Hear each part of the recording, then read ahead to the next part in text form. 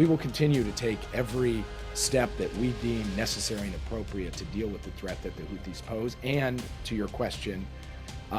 also deal with the fact that while the Houthis are pulling the trigger, so to speak, they're being handed the gun by Iran, and Iran has a responsibility to take steps themselves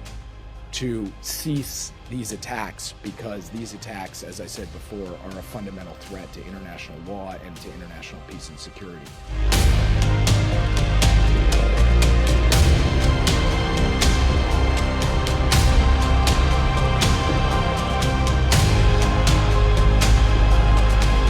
Citizens of Israel who have been evacuated from the north have to be able to return to their homes, and have to be able to do so with a true sense of security. And that means dealing with the threat that comes from the other side of the border.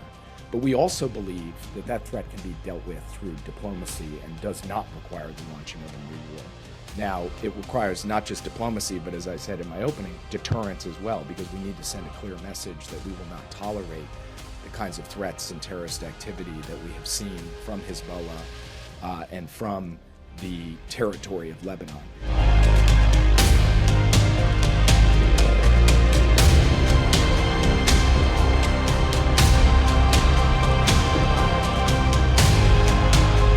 Distinguishing between innocent Palestinian people on the one hand and Hamas on the other hand